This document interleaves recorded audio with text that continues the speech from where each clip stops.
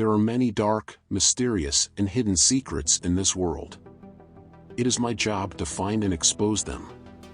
But that is not always the safest or smartest thing to do. Governments, including ours, have many confidential records they wish to keep hidden away.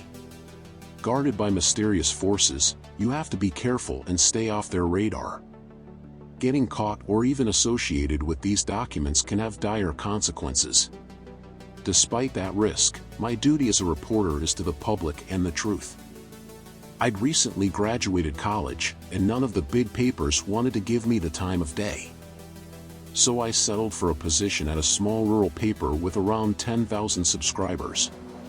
It would be my best option to earn some experience. It all started on a regular night in 1972. My shift had begun at 10 p.m. and time was dragging by. It had been a typical evening, filled with endless minutes of waiting for something to happen. I searched through the Daily Mail left behind by the day shift, but found nothing of interest. All I found were church and local government announcements. Small-town politics is about as thrilling as it gets here. I was about to head over to the vending machine for a soda when I heard my phone ring. Assuming it must have been an emergency, I rushed back to answer it, hoping it would be something exciting, like a raging fire or even a murder. That may sound cold, but that's the business we're in. I lifted the receiver up to my ear and spoke. "Walton Gazette, how may I assist you?" The voice at the other end was low and gravelly. A senior gentleman spoke up with a commanding tone that caught my attention. He inquired if I needed an interesting story, and of course I replied yes. He said this was something that he couldn't talk about over the phone. So I asked if he could come by tomorrow. But he said he was ill and it couldn't wait. It was imperative that I meet him tonight. My first thought was to tell him no way, but the caller's mysterious nature changed my mind. So, I agreed and he gave me directions to his home. The trees that flanked either side of the road grew thicker and taller as I traveled away from the city. After mile marker 20 on Route 7, I turned onto a dirt road. It felt like a portal into an alternate world. The air was darker than before. My car's headlights illuminated the narrow path as it burrowed its way back into the woods. After several miles, I emerged to a small clearing. To the right of the vehicle was an old dilapidated home. Light was coming from a single window and I got out of the vehicle. Not a sound moved in the air, not even the crickets chirping or the wind rustling. All that I could hear was the crunch of my feet over the gravel driveway. It must have alerted whoever was inside, as I watched a figure pass by the light in the window. I felt a little apprehensive about coming out here to such an isolated place. Who knows what kind of characters live so far off the beaten path? I kept walking towards the cottage and stepped onto the porch. The wood planks beneath me creaked, my hand hesitated before knocking. But then it opened and my anxiety faded when I laid eyes on the man. He looked gaunt and frail, with an oxygen mask wrapped around his face. "Come in," he croaked, in that same raspy voice. I stepped inside the house, which had only one large open room and a bathroom off to one side. An easy chair sat next to a fireplace, and a medical bed was set up in the corner. The kitchen area stood opposite the bed. The man apologized for the mess while informing me that he had stage 4 lung cancer. He asked me to sit down at the table with him. With great effort, the man shuffled over to it. Out of courtesy, I pulled the chair out for him and he sank into it. Then, I sat across from him and took out my tape recorder and notebook. I asked if he was okay with me recording our conversation, to which he replied, "What the hell? I'll be dead in a week or so anyway." I didn't beat around the bush and wanted to know what all the urgency was about. He leaned forward, placing his arms on top of the table. His face turned darker as his gaze intensified. "First of all, call me Jake, but that is not my real name." Pressing the button on the recorder and picking up my pen, I told him to continue. "First, I must be clear that I'm not a traitor. The fog of war hides many secrets and this is one of them.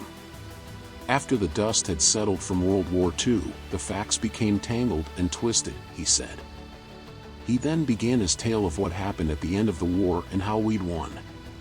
Not through some miracle of our genius, but through subterfuge and the theft of technology.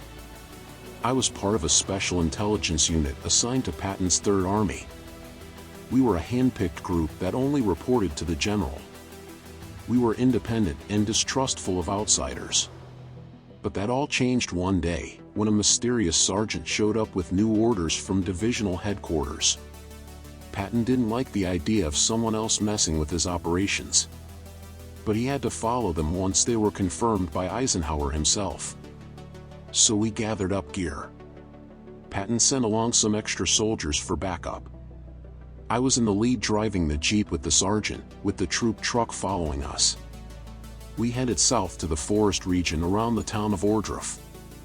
We traveled along a one-lane road through the dark wilderness until we arrived at a massive blast zone. There was a black scorch mark on the ground at the epicenter, and there was a thick acrid stench in the air. The circumference was at least a quarter-mile across. Shattered trees lined the perimeter. As we explored this place, the ground beneath our feet crunched like broken glass. The sergeant pulled out some kind of device, which turned out to be a Geiger counter. It made a clicking sound that grew louder as we moved closer to the center. The sergeant stopped and signaled for us to back away and return to our vehicles. We came to a village already liberated by other Americans. There was a small garrison still stationed there when we arrived. The sergeant asked the officer in charge where a certain person lived. He gave us directions, and soon after, we arrived at their door. I accompanied the sergeant as he knocked, and an elderly woman answered. She appeared small and frail, with strange sunburnt skin on one side of her face.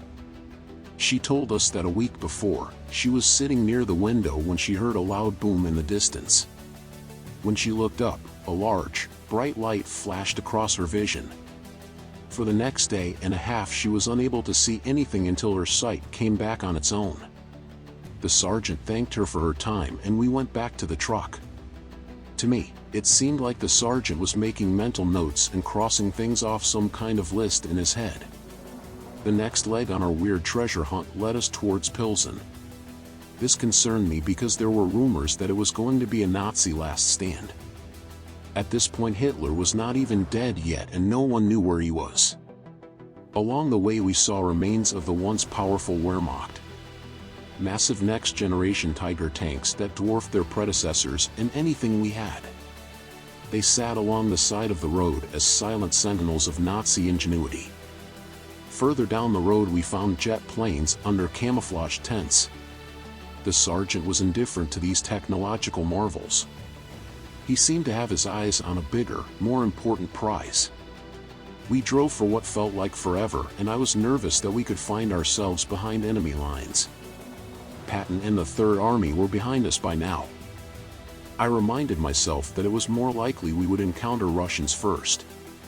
Then we came around a bend in the road and saw an SS commander's staff car. It was blocking a tunnel entrance that led into the mountainside. There were 2 officers sitting in the vehicle. The flag standard mounted on the hood was for an SS Army group commander. The officer in the passenger seat had an icy gaze. Our sergeant indicated for us to stop. He turned to me to explain what was happening. Sorry for all the secrecy, but now that we are so close, I need someone else to take my place if anything goes wrong. Ahead of us is an officer who has something very valuable, and in exchange, we must escort him and several other scientists back to America. So what exactly are we getting into here? It's related to the Manhattan Project. America is trying to make an atomic weapon, but it looks like the Germans have beaten us to the punch. Ours is months away from completion. General Kammler over there has been in charge of a special research base. He fears the Russians more than anything else, and needs our help to get out of Germany. Now go tell everyone in the truck to stay put. We'll go talk with Kammler and he'll lead us to his hidden facility. I was completely stunned by what I was hearing. All the theories about nuclear bombs seemed like science fiction until now. So I went to the truck and told the driver not to move. I returned to the sergeant and we approached the car. The two German officers stepped out of the vehicle.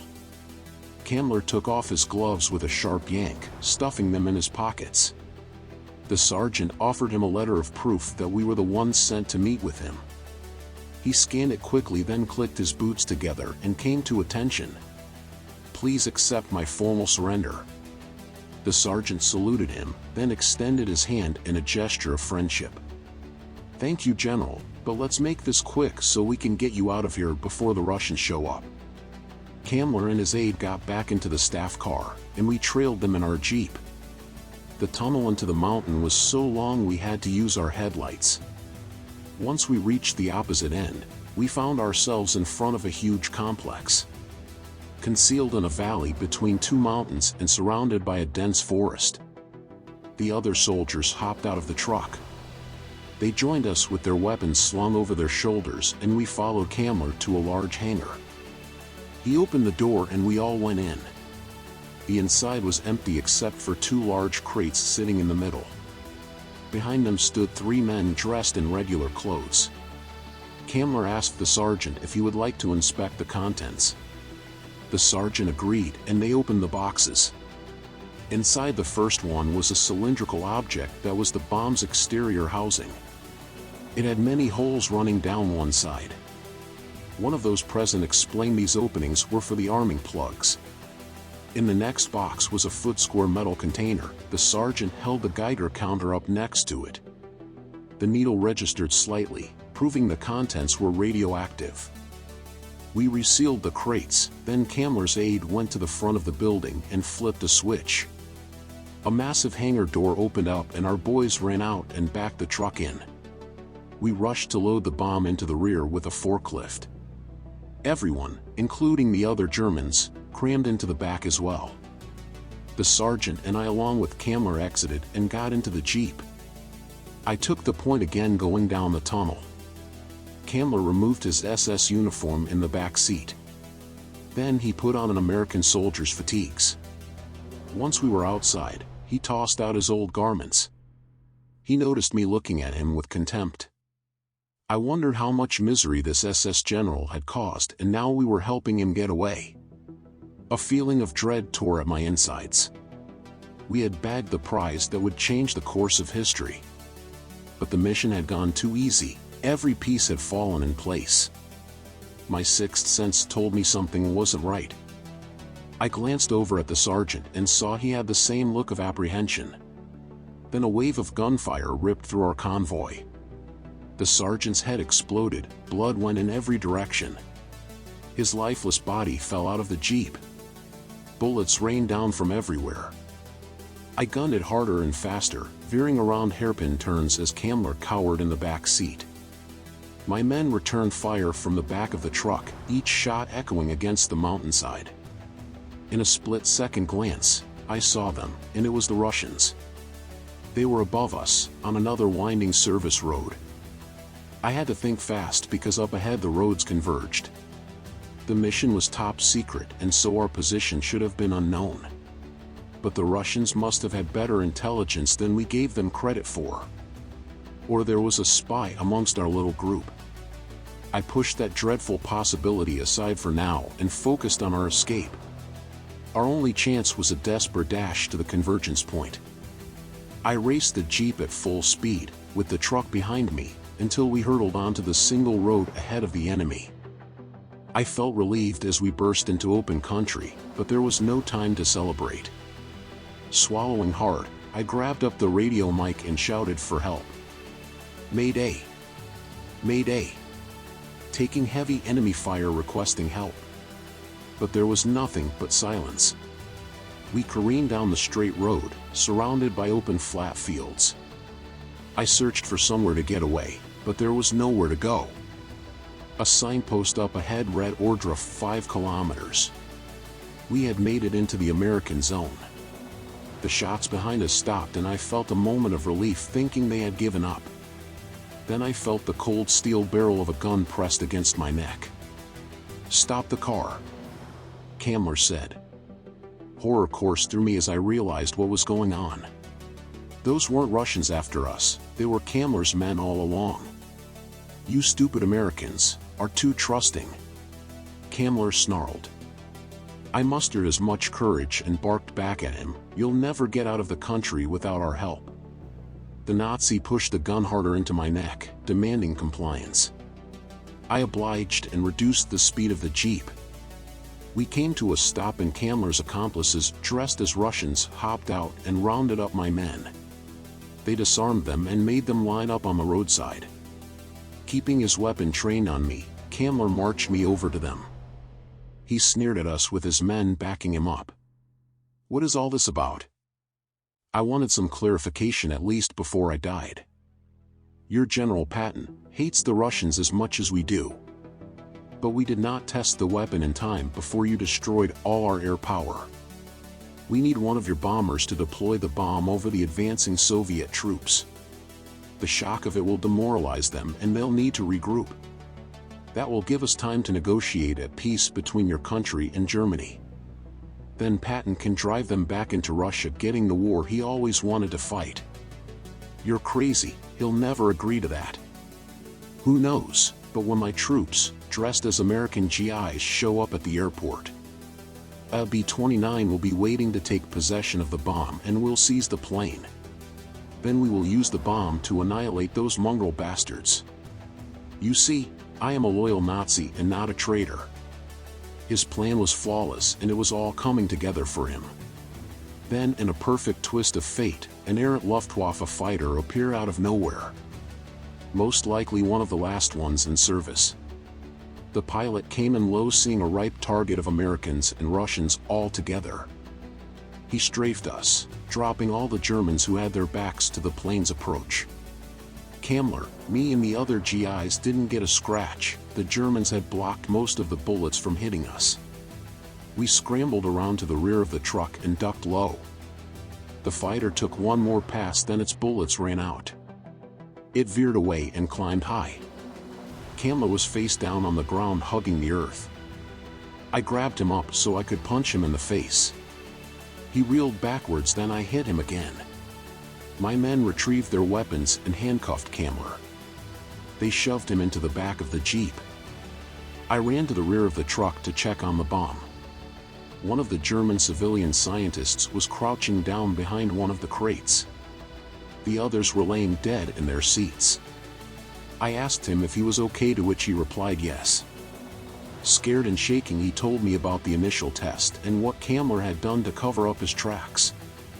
There were 15,000 of us working on the project. Most were slave labor, Jews, Russians, and undesirables. I was one of the lead scientists, so they spared me. Spared from what? I asked. Kammler wanted to see the effectiveness of the weapon on live subjects. So we constructed our detonation tower and all the workers crowded around it. Some fanatical SS guards remained behind to keep them from running away. I and the others, including Kammler, returned to our bunker and we set it off. It worked better than planned. There was nothing left of them. They were completely vaporized, he said, with tears trickling down his face. It made me sick to my stomach and I reached for my gun. Without hesitating, I marched back to my jeep. Kammler was sitting there smirking. What are we waiting for? Your general is waiting for me, he said with a chagrin. That was all it took, and I unloaded a full clip of bullets into him. My men didn't say anything and welcomed what I had done. They grabbed him out of the jeep and buried him somewhere in the woods. I was at a loss about how to explain my actions, even though I was in the right. I had orders to deliver the bomb and Kammler to headquarters. So lying seemed to be the best option, telling them that Kammler was dead and killed by the enemy, or that he was not there. If I did this, my men would back me up and even the one surviving German could support that story. Nonetheless, my conscience wouldn't let me do it. Lying has never been my thing. Looking at the dead bodies lying around me, 10 in total, something strange gave me pause for thought. My group only consisted of 5 people, myself and 4 others, plus the sergeant. But before we had departed, Patton assigned us an extra 10 soldiers, bringing our crew up to 15. Kamler's group made up the same number. Whether it was all a weird coincidence or not, I don't know. We left the other corpses and fled the scene. Our mission was to take the bomb to an airfield near Pilsen, taken over by our allies. My gut told me something wasn't right. I knew we were being used as a pawn in this game. But I pushed away that thought for now and prepared myself for a court-martial. When we arrived at the airfield, there stood a single B-29 plane in the middle of the tarmac. 2 officers emerged from a jeep parked next to it, and I stepped out of our truck to salute them. My men and the last surviving German got out from the back of the truck too. "Where's the sergeant?" asked the young lieutenant. He didn't make it," I replied. "What about the package?" asked an older captain. "Safe, it's in the back of the truck." I pointed to the vehicle and we all walked over to it. One of my men handed the Geiger counter to the lieutenant, who hopped inside and took a reading. He smiled back at the captain, who turned to the German scientist. "Thank you, General, now let's get you on board." My jaw dropped and I stuttered. "No, he's one of the scientists who built the thing." "No, he isn't. This is SS General Hans Kammler." The German smiled at me. "The other Nazi was General Hans Müller. You never asked him his name." "He was going to kill me and I was his prisoner. But luck was on my side when you showed up." "But the sergeant recognized you?" "I can only assume he wasn't sure what was going on either and didn't know if he'd walked in on a trap. But when Müller led him to the bomb, he must have let his guard down." "What about all those people killed in the test?" "That was true, but Müller was never there." He began to whistle as the 2 American officers guided him to the plane. We unloaded the bomb and put it on board. Still dumbstruck, I backed away as the propellers revved up and the plane lurched forward. It picked up speed, heading down the runway till it lifted off. I stood there watching it till it disappeared into a cloud bank. I had let a mass murderer get away. When we got back to base, General Patton was furious. He didn't say anything to me, but he had us all reassigned to new units. Later, an officer from Army Intelligence pulled me aside. He warned me that I should never discuss the mission again. Later I heard about Patton dying in a suspicious car crash. Was it revenge from Nazis who felt betrayed, or bad luck? I've always felt someone was keeping tabs on me ever since then. As he finished the story, Jake let out a deep exhale as if a heavy burden was now off of his shoulders. Stunned from his strange tale, I thanked him for his time before leaving. I hopped in my car and plunked the tape recorder on the seat next to me before rolling down the window. I lit a cigarette, started the engine, and drove off. As I steered away onto the main road, I was sure I heard a soft pop. In hindsight, it may have been a gunshot. Did Jake bring his own life to an end that evening, or did someone else? 2 policemen confronted me when I returned to work later. They demanded to know where I had been, but I refused to say anything. One of them grabbed me and slammed me onto the hood of my car. The other reached into the front seat and snatched up my tape recorder and notes. After they left in an unmarked vehicle, I went back inside the newsroom. My boss was there and he stared at me with an emotionless expression. He said, "This never happened," and he told me to get back to work. For a few more years I worked for the newspaper until I decided to freelance. Uncovering secrets has been my mission ever since. My name is Truth Hunter, and my quest goes on.